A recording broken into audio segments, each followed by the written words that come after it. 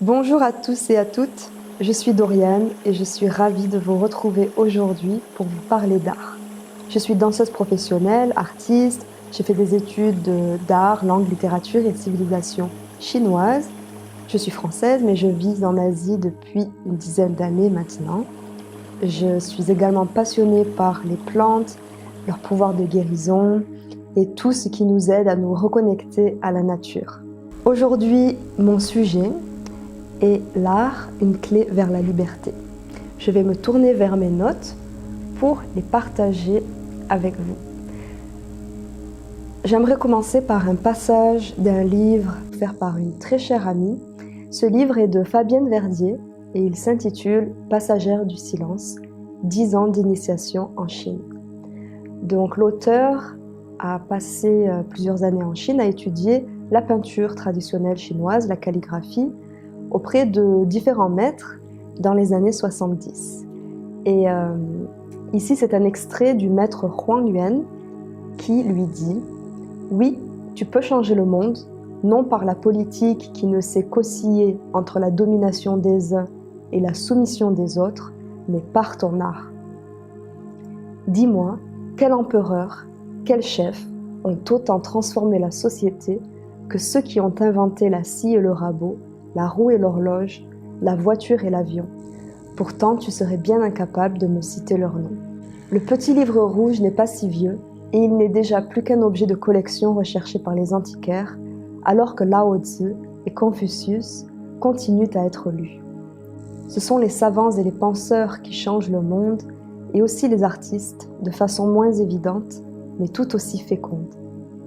Léonard de Vinci a changé le regard des Occidentaux et Wu Daozi, celui des Chinois. Tu veux aider autrui?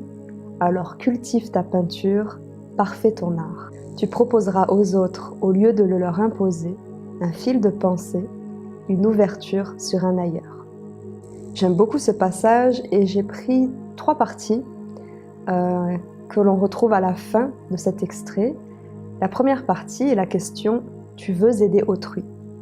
Et ma réponse serait « J'aimerais aider les autres à voir la condition actuelle de l'humanité. » En deuxième partie, « Alors cultive ta peinture, parfait ton art », je répondrai que mon art, ma forme d'art, mes formes d'art sont la danse, la peinture et d'autres créations faites à la main.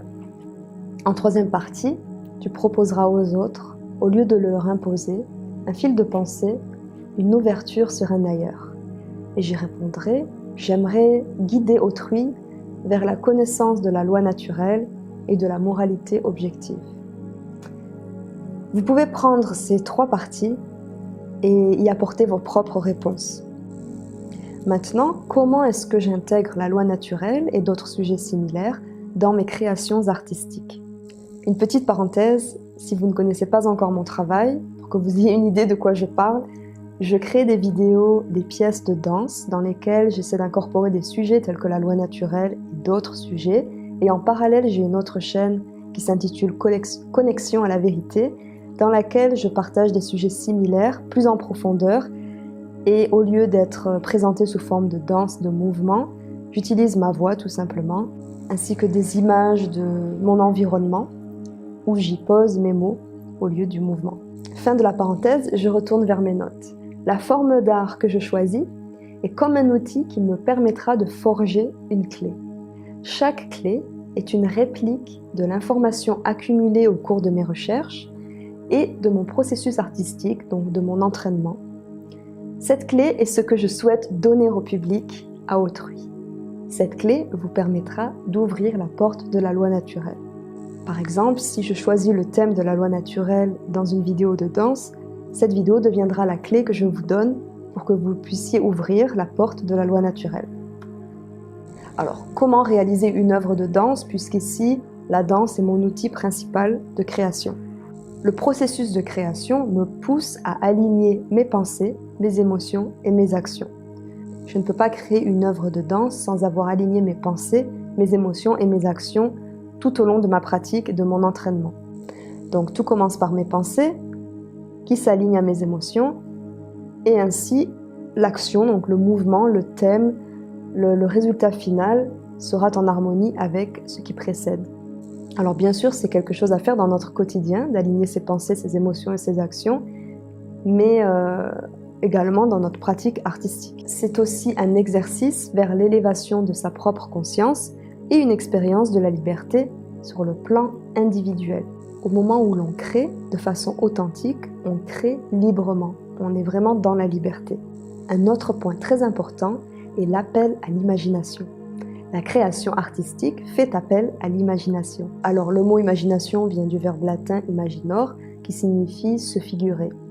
Et ce processus nous mène au-delà de notre réalité afin de voir apparaître et de comprendre des choses que l'on n'avait encore jamais vues. Quelle connexion entre l'art et la liberté? Alors c'est très simple, si l'on parvient à imaginer quelque chose de différent, alors nous pourrons créer quelque chose de différent. Lorsque l'on est créatif, on crée l'expérience de la liberté d'abord sur le plan individuel. De cette façon, l'art peut nous aider à être libre. Si l'on parvient à faire l'expérience même la plus minime de la liberté, nous souhaiterons étendre cette liberté dans d'autres parties de notre vie. Et ce, peu importe la forme d'art. Être créatif et pratiquer son art de façon authentique ont un effet libérateur. Encore une fois, mon outil principal de création est la danse, ou en tout cas un de mes outils principaux de création artistique, et j'aimerais vous parler de la danse, la guérisseuse. S'exprimer par la danse est une pratique ancienne, que ce soit pour guérir des problèmes ou des traumatismes.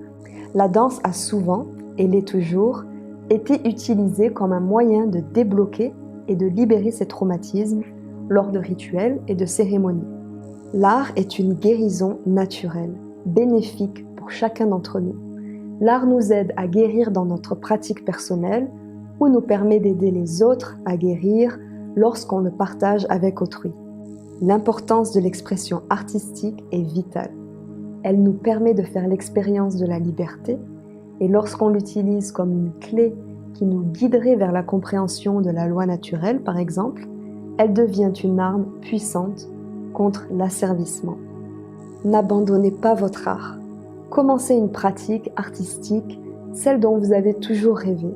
Passez à l'action et utilisez cette forme artistique afin de forger les clés que vous passerez à votre tour à autrui, afin que chacun puisse ouvrir sa cage et se libérer.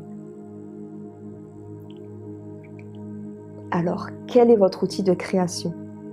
La musique, la danse, la peinture, l'écriture, etc. L'art a un pouvoir de transformation et de transportation. Il nous permet de nous évader et de nous défaire de l'attachement à une façon d'être et de penser restreinte. L'art nous permet d'aligner nos pensées, nos émotions et nos actions. Il nous permet de guérir, d'accroître nos connaissances et de créer plus de liberté autour de nous. Entretenez votre art et utilisez votre imagination. Merci pour votre temps et votre attention. Vous pouvez me retrouver sur mes chaînes YouTube et Odyssey, sur Dorian Greens pour ma danse et Connexion à la vérité pour les vidéos où je parle de sujets tels que la loi naturelle et autres. Mon site internet est doriangreens.com. Je suis Doriane Sarrazin, également connue sous le nom de Dorian Greens. Greens qui est un surnom. Je vous remercie du fond du cœur et je vous invite encore une fois à créer en dehors des systèmes de contrôle, à créer en dehors des manipulations, à créer en harmonie avec la loi naturelle. Merci et à bientôt.